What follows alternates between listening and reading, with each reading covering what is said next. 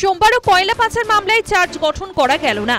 চার্জশিটে অভিযুক্ত বিকাশ মিশ্র সোমবার আদালতে উপস্থিত হতে পারেনি। এ কারণেই চার্জ গঠনের দিন পিছিয়ে 10ই ডিসেম্বর করা হয়। সোমবার সকালে মামলা শুরু হতে দেখা যায় চার্জশিটে অভিযুক্ত 50 জনের মধ্যে 47 জন উপস্থিত হয়েছেন। এক অভিযুক্ত বিনয় মিশ্র পলাতক, এক অভিযুক্ত প্রয়াত হয়েছেন।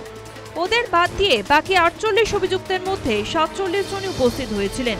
ব্যতিক্রম বিনয় মিশ্রর ভাই বিকাশ মিশ্র। বিকাশ মিশ্রকে রবিবার পক্সো মামলায় গ্রেফতার করে রাজ্য পুলিশ।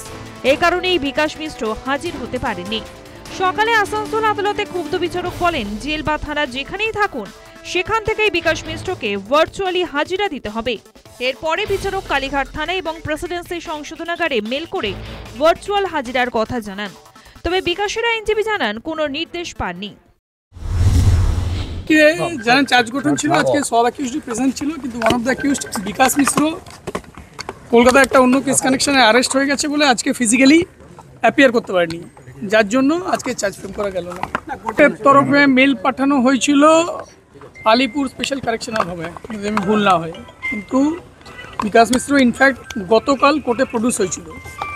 কালকে প্রডিউস হওয়ার পর কালকে যিনি রিমান্ড ম্যাজিস্ট্রেট ছিলেন উনি অর্ডার দিয়েছিলেন আজকে স্পেশাল কোর্টে ওনাকে প্রডিউস করার জন্য। আজকে স্পেশাল কোর্টে প্রডিউস হয়েছিল, যতদূর খবর ওখান থেকে মনে হয় পুলিশ কাস্টাডিতে গেছে।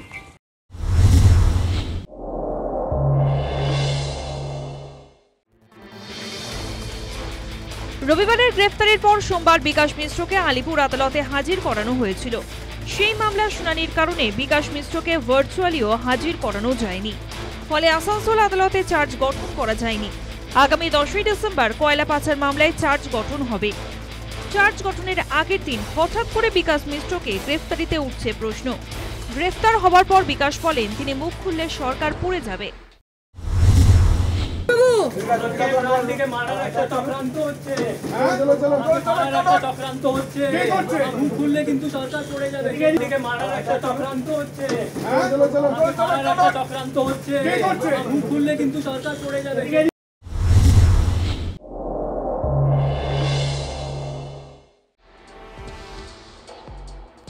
অনেকেই এই প্রসঙ্গে অনুব্রত মণ্ডল প্রসঙ্গ টেনে আনছেন। গরু পাচার মামলায় দিল্লিতে তিহার জেলে যাওয়ার ঠিক আগে তৃণমূল কর্মী শিব ঠাকুরের করা মামলায় তাকে গ্রেফতার করে নিজেদের হেফাজতে নেয় রাজ্য পুলিশ। ফলে অনুব্রতকে সেই সময় দিল্লি নিয়ে যাওয়া যায়নি। বিকাশের বিরুদ্ধে এর আগে এই সংক্রান্ত কোনো অভিযোগ শোনা যায়নি, যেমন শোনা যায়নি শিব ঠাকুরের অভিযোগের কথাও। অনেক রাজনীতিবিদই দুই ঘটনার মধ্যে মিল খুঁজে পাচ্ছেন। News time.